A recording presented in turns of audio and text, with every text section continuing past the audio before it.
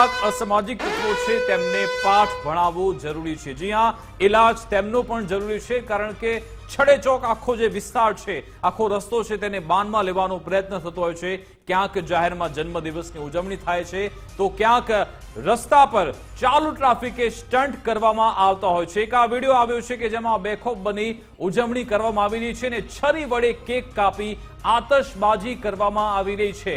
Amraiwadi metro bridge નીચેનો જ આ આખો વિડીયો છે કે જ્યાં ચારે બાજુ એક બાજુ આતશબાજી થાય છે, કેક કાપવામાં આવી રહી છે, પણ છરી વડે, તલવાર વડે ચારે બાજુ આખો જે વિસ્તાર છે તેને બાનમાં લેવાનો પ્રયત્ન કરવામાં આવ્યો। આવા જે તત્વો છે એને પાઠ ભણાવવાનો સમય છે અને એ પ્રકારે પોલીસ કામગીરી કરી જ રહી છે, પણ આ જે આખું એક ચાલી રહ્યું છે, ટ્રેન્ડ ચાલી રહ્યો છે, એક કલ્ચર સેટ થઈ રહ્યું છે, એને રોકવા માટે બધા સ્તરેથી પ્રયાસો થવા જોઈએ। માત્ર પોલીસ કોઈને લમઘારે એને બરાબરનો સબક, કેમ કે જો આ એક બે દ્રશ્યો નથી, વારંવાર આવી ઘટના બને છે। આ યુવા ધન છે જે ગેરમાર્ગે દોરાયેલું છે, જાહેરમાં આવીને આ રીતે ઉજવણી કરે છે, જાહેરનામાનો ભંગ કરે છે, શસ્ત્રો લઈને નીકળી પડે છે, તલવાર લઈને નીકળી પડે છે, રિવોલ્વરથી ફાયરિંગ કરે છે।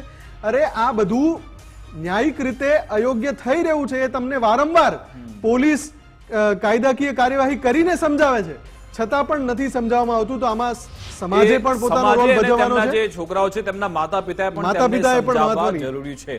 બીજી બાજુ આજે એબીવીપીના કાર્યકરો પણ આજે અમદાવાદના કેટલાક વિસ્તારોને બાનમાં લેવાનો પ્રયત્ન કર્યો હતો। તેનો આ વિડીયો છે, ફૂલ સ્ક્રીનમાં વિડીયો જોઈશું કે જ્યાં જાહેર રસ્તા પર એબીવીપીના જે કાર્યકરો, નેતાઓ છે તે આજે ભાન ભૂલ્યા હતા।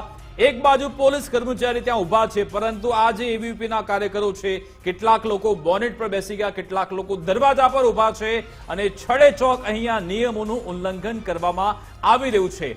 જો આ એક સાથે 5 થી 6 લોકો ગાડીની એક જ ગાડી ઉપર છત પર ત્યાં બેઠા છે, તેમાંથી જો કોઈ નીચે પડ્યું, આજુબાજુનું કોઈની ગાડીમાં બીજા લોકોને શું શીખવાડે, બીજા લોકોને શું શીખવાડી રહ્યા છે એબીવીપીના કાર્ય? અને આ બધા જે પોલીસ કર્મી, વિકાસ, મને આશ્ચર્ય થાય છે કે આ એબીવીપીના નેતા જ્યારે આપણે ત્યાં સ્ટુડિયોમાં ડિબેટ માટે આવે, કોઈ યુવાનોનો કે વિદ્યાર્થીનો મુદ્દો ઉઠાવે તો ખૂબ જ સંગીન રીતે વાતચીત કરતા હોય છે। આપણે એમ લાગે કે કેટલા સમજદાર છે આ લોકો, કેટલું એમનું વાંચન છે, એ વિદ્યાર્થીની ચિંતા કરતા હોય, ત્યારે જરાય એમ ના લાગે કે આ જ લોકો આમાંથી જ બીજા કેટલાક લોકો આવું કરશે।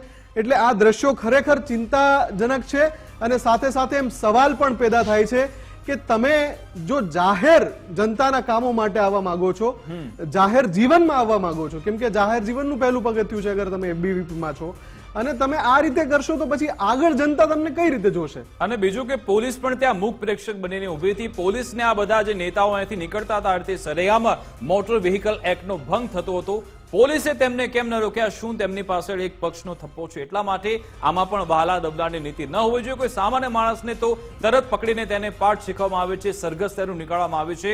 આવા લોકોને પણ પકડવા જરૂરી છે, તેમાં કોઈ પક્ષ, કોઈ વિપક્ષ કશું પણ જોવાનું નથી હોતું। તો મુદ્દાની વાત અંતર્ગત બસ આટલું જ। તમામ સમાચાર અપડેટ્સ માટે આપ જોતા રહો ગુજરાત ફર્સ્ટ ન્યૂઝ।